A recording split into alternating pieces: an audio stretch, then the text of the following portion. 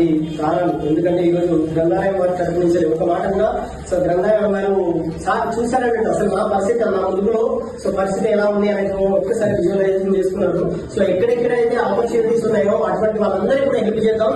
So నాకు అంటే తోచినటువంటి సహాయంతో సో పిల్లల్లో కొంతమంది అదేవిధంగా గ్రామస్తుల్లో సో కొంతమందికి వెలుగులు ఇద్దామనేటువంటి ఒకే ఒక ఉద్దేశంతో సో ఈ రోజు గ్రామంలో ఎటువంటి పరిస్థితులు ఉంటే వాళ్ళకు ఎటువంటి నీడ్స్ అవసరం, సో విద్య ద్వారానే అది అవసరం అనేటువంటి ఆలోచించి సో ఇక్కడ మనకు సపోర్ట్ చేస్తున్నటువంటి అదేవిధంగా మన పోలీస్ సతీష్ సార్ ఆధ్వర్యంలో సో ఇక్కడ గ్రంథాలయంలో సో ఏర్పాటు చేస్తున్నటువంటి వారి తరఫు నుంచి సో సారి కూడా ఒక చిన్న సత్కారం అనేటువంటిది వాళ్ళు చేయదలుచుకున్నారు. సో వాళ్ళని అందరూ కూడా సాధన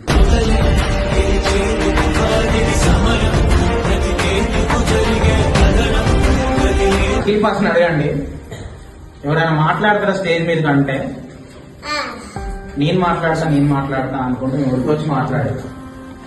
నేను ఐ థాట్ మీరు 7th క్లాస్ 8th క్లాస్ పిల్లలు అనుకుంటున్నాను. అరే కొంచెం భయపడుతున్నారు, చాలా హుషారు ఉన్నారు.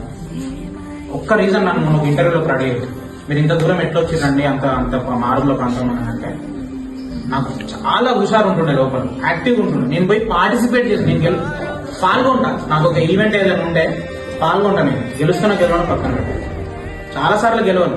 అఖిల్ పాసులు చూస్తుండే, వెంకటేష్ చూస్తుండే, ఉపన్యాస పోటీలు కానీ వ్యాసరచన పోటీలు కానీ నేను పాల్గొంటా. గెలవడం పక్కన. సో మీరు కూడా ప్రతి దాంట్లో పాల్గొనాల్సిన అవసరం ఉన్నది. అని మీరు చాలా ఇంపార్టెంట్ స్టేజ్లో ఉన్నారు. 10th క్లాస్ తర్వాత ఎంత తొందరగా వీలైతే అంత తొందరగా మీరు ఈ ఏరియాను వదిలిపెట్టి పట్టణాలలో పోవాలి.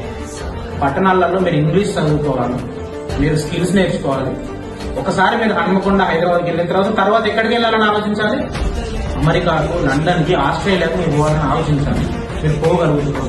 ఈ చుట్టుపక్కల ఎక్కడ నుండో చిన్న చిన్న ఊర్ల నుండి మీరు ఇక్కడికి వచ్చి నెక్స్ట్ హైదరాబాద్ పోతారు, అమెరికా, ఆస్ట్రేలియా పోవడానికి ప్రభుత్వ సంస్థలు మీకు హెల్ప్ చేసి అది పోవాలంటే ఏం చేయాలి? మీరు ఫస్ట్ పెద్దగా ఆలోచించడం మొదలుపెట్టాలి.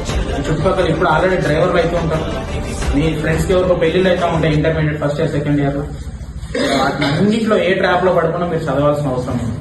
దాని తర్వాత ఈ లైబ్రరీ ఆర్గనైజ్ చేసిన ప్రతీక్ అన్న గారు యువశక్తి టీం అంటే ప్రతి ఊర్లో ఉండాల్సినవి గుడితో పాటు బడి గ్రంథాలయాలు.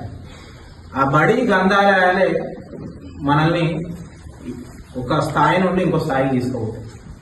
ప్రతి ఊర్లో గ్రంథాలయ ఉద్యమాలు జరగాల్సిన అవసరం ఉన్నది.